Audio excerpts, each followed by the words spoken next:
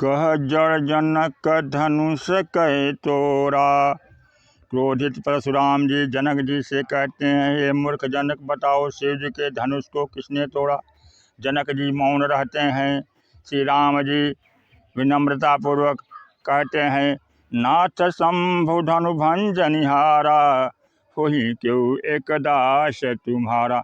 शिव जी के धनुष को तोड़ने वाला आपका ही कोई दास होगा।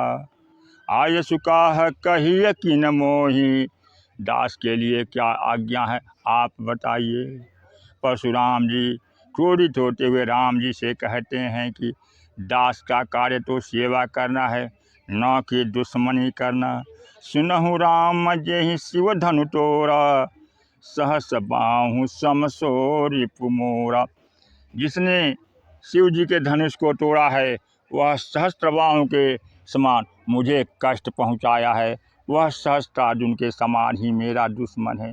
पुराणों में कथा आता है कि सहस्त्रार्जुन की 1000 भुजाएं, 1000 भुजाओं के द्वारा वह पुरुषार्थ करता था। बहुत पुरुषार्थी था।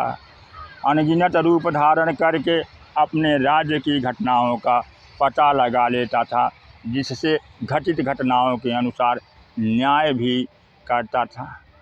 लेकिन सहस्त्रार्जुन एक बार रावण को हरा देता है और रावण को हराने के पश्चात पुनः रावण से समझौता कर लेता है। रावण का रावणत्व निशाचरत्व सहस्त्रार्जुन में आ जाता है। गोस्वामी तुलसीदास जी निशाचर की परिभाषा बताते हुए श्री रामचरितमानस में कहते हैं, बाढ़े खल बहु चोर जुआरा, जे लंपट पर धन पर दारा। माँ नहीं मातु पिता नहीं देवा, साधु शंकर वहीं सेवा। जिनके यह आचरण भवानी, ते जानहु निश्चर संप्राणी। जिनके ऐसा आचरण है वे निशाचर ही हैं। सहस्त्रार्जुन के अंदर निशाचरत्व तो आ गया। एक बार सहस्त्रार्जुन अपने सैनिकों के साथ शिकार करते हुए जंगल में पहुंचा, जहां पर जमदग्नि ऋषि का आश्रम था।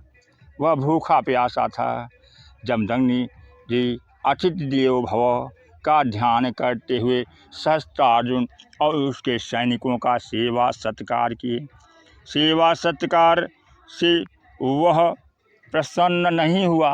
धन्यवाद न देने के बजाय मुनि से पूछ दिया कि आप तो कुटिया में रहते हैं, कुटिया में रहते हुए ऐसा सेवा सत्कार किस प्रकार से कर दिए।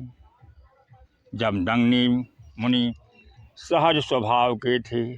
उन्होंने कहा कि हमारे पास एक कामधेनु गाय है, उसके द्वारा ही हम आप सबका सेवा सत्कार किए हैं, उससे जो कुछ मांगते हैं वह देती है। सहस्त्रार्जुन ऐसा सुनते ही धन्यवाद कृतज्ञता किए बजाय वह मुनि से कामधेनु गाय मांगा। जमदग्नि जी बोले कि यह गाय तो मुनियों के यहाँ शोभा देगी, आपकी इसके क्या ज़रूरत। जमदग्नि जी परमार्थ के लिए उस कामधेनु गाय का उपयोग करते थे, जबकि सहस्त्रार्जुन स्वार्थ और अपने विषय विलास के कारण कामधेनु गाय को चाहता था। जमदग्नि जी कामधेनु गाय नहीं दिए तो वह ज़बरदस्ती छीन करके कामधेनु गाय ले करके चला गया। परशुराम जी को जब मालूम हुआ कि सहस्त्रार्जुन ने मेरे पिताजी की कामधेनु गाय को लिया है, तो वह क्रोधित होकर के सहस्त्रार्जुन की 1000 भुजाओं को तो काटे ही सहस्त्रार्जुन का वध कर दिए।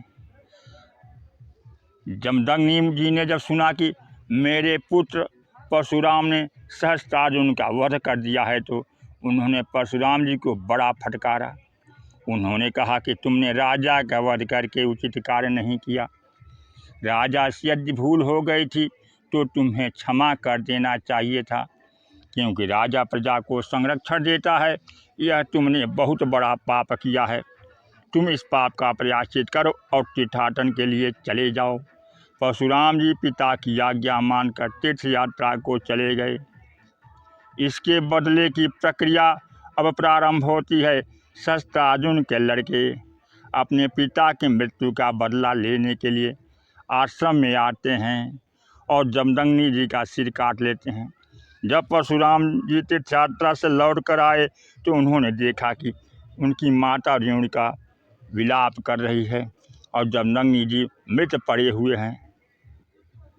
उक्त दृश्य को देखकर परशुराम जी ने कठोर निर्णय लिया कि मेरे पिता बड़े हिंसक और क्षमाशील थे और इसी नाते उन्होंने मुझे फटकारा था, लेकिन मेरे पिताजी की अहिंसा और क्षमावृत्ति किस काम आई। अन्यायियों ने आखिर उनका सिर काट लिया। तभी से उन्होंने संकल्प कर लिया कि मैं शस्त्रार्जुन के पुत्रों का भी वध करूंगा। और जिस विशेष जाति ने शस्त्रार्जुन के पुत्रों को अपराध करते हुए नहीं रोका है उसका भी वध करूंगा, ऐसा संकल्प कर लेते हैं।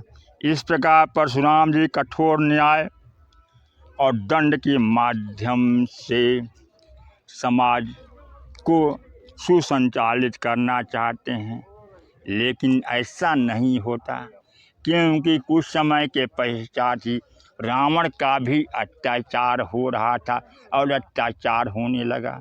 अत्याचार करने वाला ब्राह्मण, लेकिन है तो अन्यायी ही। इसलिए परशुराम जी भी समाज की सुसंचालन के लिए अपने को अपूर्ण महसूस करते हैं। फिर भी वह लोभ आदि को मिटाने के लिए, अन्यायी राजाओं को मिटाने के लिए परशु को अपने कंधे पर लिए रहते हैं। अब परशु के द्वारा ही अन्यायी राजाओं का, लोभी राजाओं का वध करते हैं। धर्मरथ में बैठे हुए योद्धा के पास क्या क्या अस्त्र होना चाहिए, इन शस्त्र अस्त्रों का वर्णन करते हुए श्री राम जी कहते हैं, उसमें यह भी कहते हैं, दान परशु बुद्धि शक्ति प्रचंडा, बर विज्ञान कठिन को दंडा। दान ही परशु है और विज्ञान धनुष, लेकिन धनुष और परशु दान में परशुराम जी दान को ही महत्व देते हैं, विज्ञान को नहीं। परशुराम जी परशुराम नाम कहलाना ही पसंद करते हैं, धनुष राम कहलाना परशु नहीं किए। तो दान परशु, दान ही फरसा है। वह लोभ के में परशुराम जी में थोड़ा भी नहीं था। परशुराम जी फरसे के द्वारा 21 बार पृथ्वी को जीते, लेकिन परशुराम जी के अंदर थोड़ा भी लोभ नहीं था, कोई भी कामना नहीं थी। वह जीती हुई पृथ्वी को भी दान कर देते थे, लेकिन भगवान का आवेशा अवतार होने के कारण, कठोर दंड के द्वारा समाज में सुव्यवस्था स्थापित करने के कारण वह बहुत क्रोधी थे और अपना परिचय बाल ब्रह्मचारी अति को ही करके देते थे। इस प्रकार इस कथा प्रसंग में आता है कि मनुष्य कर्म करे, कर्म से आगे बढ़े, लेकिन लोभ की प्रवृत्ति उसके अंदर न आवे। मनुष्य धनोपार्जन करे, लेकिन साथ साथ दान भी करता रहे, सुकार्य भी करता रहे, उसके अंदर लोभ की प्रवृत्ति नहीं आएगी, उसके अंदर कर्तृत्व अभिमान नहीं आएगा और उसका भी अभिमान मिट जाएगा। परशुराम जी बाल ब्रह्मचारी हैं, लेकिन अति क्रोधी हैं। उनका भी क्रोध राम जी के समक्ष विलय होगा। कल की कथा लक्ष्मण परशुराम संवाद की होगी, जिसमें परशुराम जी के कर्तृत्वाभिमान, क्रोध का विलय राम जी में पूर्ण रूप से हो जाएगा। बोलिए सियावर रामचंद्र की जय, पवन सुत हनुमान की। ऐसी कथा श्रवण करने के लिए चैनल पर नए हैं तो चैनल को सब्सक्राइब करें, कथा वीडियो को लाइक करें और प्यारा सा कमेंट करना न भूलें।